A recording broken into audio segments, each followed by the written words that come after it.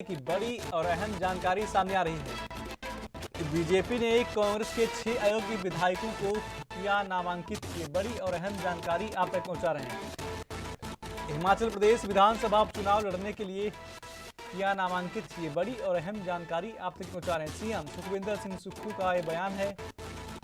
इससे साबित होता है कि बीजेपी खरीद फरोख्त में लगी हुई है। ये बड़ी और अहम जानकारी आप तक पहुंचा रहे हैं। उन्होंने कहा कि राज्य की जनता उन्हें सबक जरूर सिखाएगी।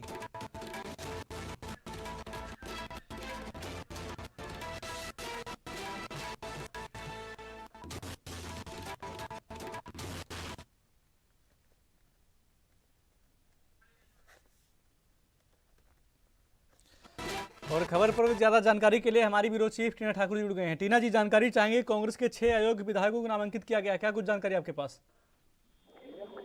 जी, एक बार आप रिपीट करेंगे प्लीज थोड़ा सा। जी, कांग्रेस के 6 अयोग्य विधायकों को नामांकित किया गया है, क्या कुछ जानकारी आपके पास?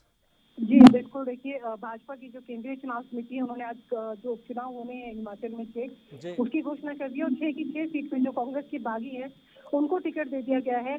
और ये वही बागी है जिनके कारण राज्यसभा में कांग्रेस को हार का मुंह देखना पड़ा था और सरकार जाने तक की स्थिति आ गई थी। तो ऐसे में अब आप देखिए कि भाजपा के अंदर बिल्कुल एक कश्मकश चल रही थी। जो विधायक थे जो पहले हार चुके हैं, जो इस सीट से एक आस लगा के बैठे थे कि भाजपा में जो है जो ये टिकट का जब आवंटन होगा तो उनकी मेरिट को भी ध्यान में रखा जाएगा। लेकिन अब जो चुनाव में जो भाजपा है, भाजपा ने 6 के 6 सीट से जो बागी हैं उनको अनाउंस कर दिया है।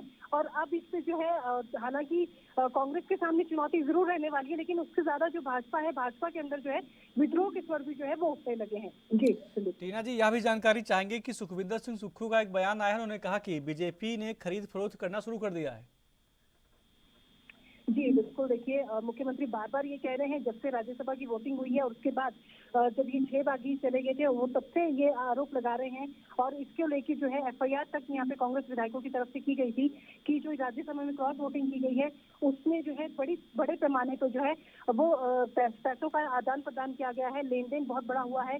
तो ऐसे में अब देखिए मुख्यमंत्री कह रहे हैं कि जो जनता है वो अब जवाब देगी, क्योंकि जब 3 निर्दलियों ने यहाँ पे इस्तीफा दिया उसके बाद स्थिति थोड़ी सी बिल्कुल उलट हो गई है। क्योंकि 6 बागी तो ये कह रहे थे कि मुख्यमंत्री के कार्यप्रणाली से वो खुश नहीं है, मुख्यमंत्री तानाशाही रवैया अपनाए हुए हैं। लेकिन जब 3 निर्दलियों ने इस्तीफा दिया उसके बाद मुख्यमंत्री खुलकर सामने आए हैं। उन्होंने कहा है कि जांच का विषय है कि 3 निर्दलीय इस्तीफा दे रहे हैं, किसके दबाव में इस्तीफा दे रहे हैं, क्या पैसे का लेन देन इतना हुआ है, इतना भारी दबाव इन पर बनाया जा रहा है कि सिटिंग एमएलए होते हुए इनको अपनी सीट से जो है ये इस्तीफा देना पड़ रहा है। तो आप देखिए कि मुख्यमंत्री बार बार इस चीज पर जोर दे रहे हैं कि ये जो 6 बागी भाजपा में गए हैं और इसके अलावा 3 निर्दलियों ने इस्तीफा दिया है, इसको ये जनता तय करे कि ये जो आदान प्रदान अगर पैसों का नहीं हुआ तो इस तरह से भाजपा में इनकी एंट्री किस तरह से हुई है और किस तरह से जो पुराने नेता हैं भाजपा के उनको दरकिनार कर इन्हें टिकट दिया गया है।